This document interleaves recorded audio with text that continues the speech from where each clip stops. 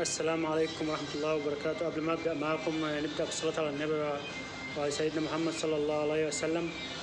طبعا حضراتكم زي ما عرفتم امبارح وكل عارف إن الأهلي فعلا اتهزم 5-2، ودي نتيجة قاسية جدا للأهلي، وبرضك من نفس الفريق إن هو الأهلي اتهزم منه 5-2، ونفس اللاعيبة دي برضك اللي اتهزمت امبارح هي برضك اللي لعبت الماتش اللي فات من 3 سنين.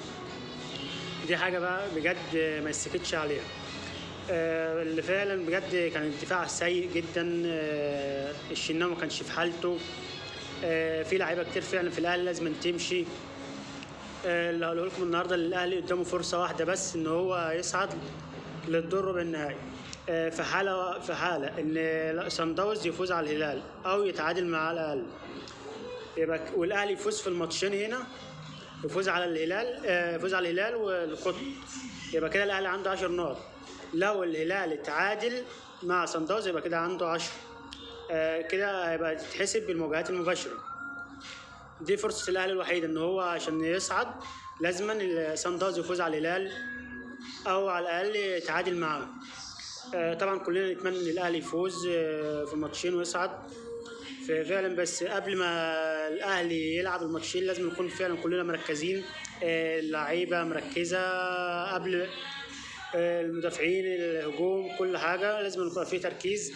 المفروض ان فعلا بجد يبقى فيه قرارات حاسمه ولازمه فعلا بجد من اداره النادي الاهلي ان تجاه اللاعبين، واي حد اثر يتحاسب ويحصل خصومات من اللاعبين ويتجازوا، لان فعلا بجد اللعيبه دي بتلعب دلوقتي على انها موظفين مش على انها لعيبه في داخل الاهلي، وهم الوقت كده اثبتوا ان هم مش قد مسؤوليه الاهلي، مش قد ان هم يشيلوا تيشيرت النادي الاهلي. الاهلي كيان كبير، الاهلي فريق كبير، فريق عظيم. المفروض ان اللعيبه دي تحط في دماغها كده، انما انت مش جاي تمشي وخلاص تلعب وتمضي، لا انت كده بتلعب على اساس ان انت موظف، لا مفيش الكلام ده.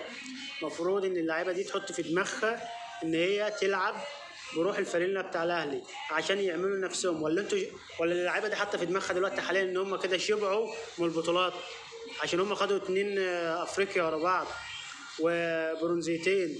لا ما ينفعش. الاهلي طول عمره معودنا ان هو يفوز على طول، احنا ما بيتهزمش، واحنا كاعلاميا زي ما انتوا بتفرحونا بنشيد بيكم، انما انتوا توصلوا للدرجه دي وتتهزموا بنتيجه قاسيه فاحنا مش هنسمح لكم، ولا جماهير الاهلي برضك هتسمح لكم. جماهير الاهلي عايزه ان الاهلي يفوز على طول، ففعلا بجد يا ريت كل الناس وكل الجماهير تقف ورا النادي الاهلي، تقف تساند النادي الاهلي، وكل لاعب قصر يتحاسب. السلام عليكم ورحمه الله وبركاته.